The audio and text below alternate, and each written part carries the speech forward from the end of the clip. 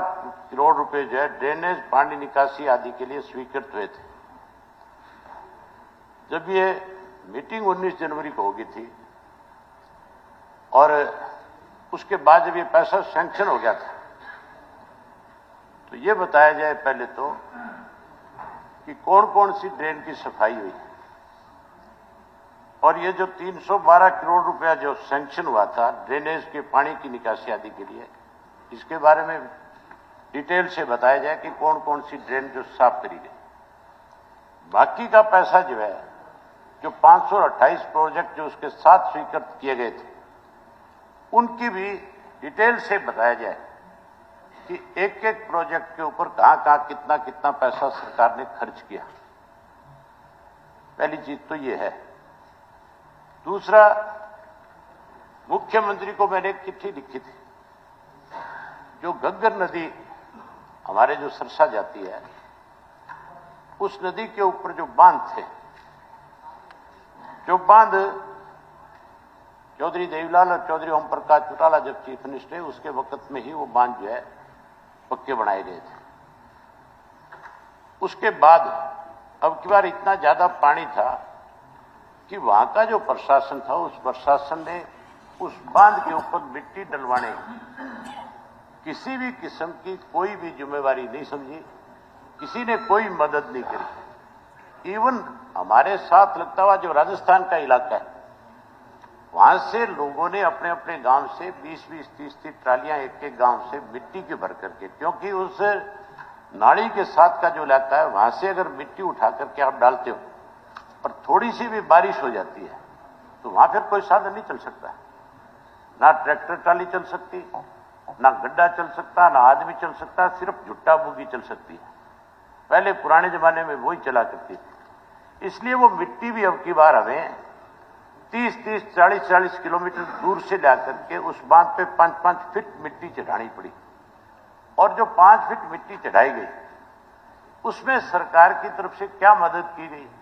सरकार ने उसमें उन लोगों ने जिन्होंने मिट्टी चढ़ाई, जिनके ट्रैक्टर ट्राली टूटे, उसमें जो ट्रैक्टर ट्राली लेकर के आए, उनको कोई डीजल तक भी देने का काम किया, कोई डीजल का पैसा भी दिया। मेरी जो जानकारी है, मैं सुबह में उस जगह पे जाकर के आया था और मैंने पूरे बांध के ऊपर, जहां चौधरी रणजीत सिंह भी मेरे आगे आगे जाके आए, तेरी ये भी मेरे आगे आगे जाके आया था, कहीं पे भी सरकार की तरफ से कोई बंदोबस्त नहीं था। एक जगह तो लोगों ने मेरे सामने डिमांड करी कि हमारे कम से कम बल्ब तो लगवा दो, लाइट तो लगवा दो, जिससे हम रात को इस बांध के ऊपर अपना पहरा दे सके। वहां पे बल्ब भी नहीं थे। मैंने एसडीओ को टेलीफोन करके वहां पे बल्ब का प्रबंध करवाया। मैंने कहा यहां बल्ब लगा करके दो। ये आपका जो मिनिस्टर है, ये तो सिर्फ 2 पॉइंट्स पे रुका, बाकी जगह तो रुका भी नहीं। लोगों से पूछा भी नहीं कि क्या दिक्कत है, क्या कठिनाई है। चौधरी रणजीत सिंह ठीक है, सारे पॉइंट्स पे गए, रुके। ये मैंने जानकारी हासिल करी कि कौन कौन तुम्हारे पास आया, किस किस ने तुम्हारी क्या मदद करी। मैंने हर पॉइंट के ऊपर अपनी जेब से 50-50 हजार रुपए लोगों को डीजल के उपलब्ध कराए कि ये पैसा पकड़ो और भी जरूरत हो तो मुझे बताना। सरकार तो कुछ मदद करे कि नहीं करे, लेकिन हमारी एक जिम्मेवारी बनती है कि इस इलाके के अंदर लोगों का कोई नुकसान हो, उसको बचाया जा सके तो उसको उस तरह की मदद दी जाए। जो पैसा उसमें मुख्यमंत्री ने मुझे मेरी चिट्ठी का जो जवाब दिया, वो उसमें लिखा था भी 4 करोड़ 80 लाख रुपए हमने सरसा जिला को दिए। उसके बारे में भी बताया जाए वो 4 करोड़ 80 लाख रुपया कहां खर्च किया गया। बड़ी हैरानी की बात होगी, आने वाले समय में जो 5-5 फुट मिट्टी लोगों ने चढ़ाई है, उसके बिल बनाए जाएंगे और सरकार से वो पैसा लिया जाएगा। एक मिनट अंकल, एक मिनट बैठो तो बता दी झट झट गया वो। हाँ, और उसके साथ कहा कि 1 करोड़ 85 लाख रुपए की राशि जो है फतेहाबाद के लिए की गई। फतेहाबाद में तो आज भी फतेहाबाद से हिसार की तरफ जाते हो तो आपके लेफ्ट हैंड के ऊपर आज भी हजारों एकड़ के अंदर पानी भरा पड़ा है, जबकि सरकार की तरफ से दावे ये किए जा रहे थे कि हम 2 दिन में निकाल देंगे, हफ्ते में निकाल देंगे। आज उस बात को तो कम से कम भी 1.5 महीना हो गया। आज भी हजारों एकड़ के अंदर पानी है। लोगों के घर जो उस पानी से डूबे हुए हैं, खेत में जो ट्यूबवेल है वो खत्म हो चुके हैं।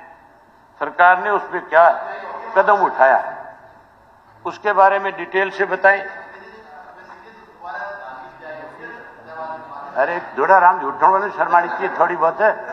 किन्ने सरकार की पैरवी कर रहा काली जा गया हूं तेरे फतेहाबाद में चाल दिन गई चाल और तड़के छुट्टी को दिन है चाल चलो झूठ बोलने की भी हद है कोई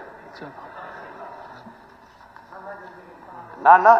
ओके 2-3 क्वेश्चन उसके इलाजा मैं आपको बताता हूं।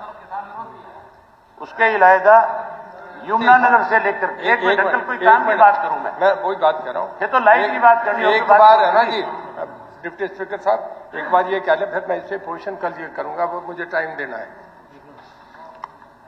उसके इलाजा यमुनानगर से लेकर के होटल तक अब की बार बाढ़ का पानी था पूरे एरिया के अंदर।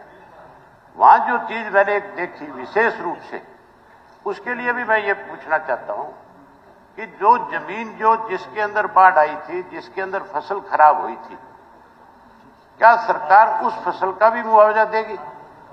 इसी तरह घग्गर के अंदर भी 40,000 एकड़ जमीन जो है दोनों जो बांध है उसके बीच में आती है, क्या सरकार उसका भी मुआवजा देगी कि नहीं देगी? उन किसानों को कंपनसेट करेगी कि नहीं करेगी, ये भी उसमें बताया जाए। ठीक है। और उसके साथ साथ ये दुष्यंत स्वयं गया था समाड़का के अंदर, गांव है एक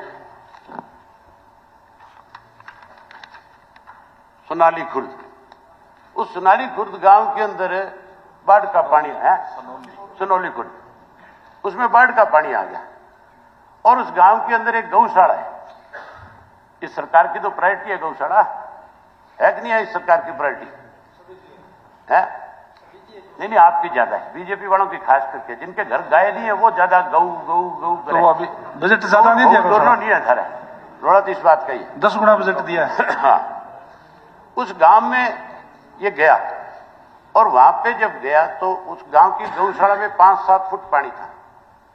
गांव के लोगों ने कहा कि ये गौशाला हमारी डूब गई।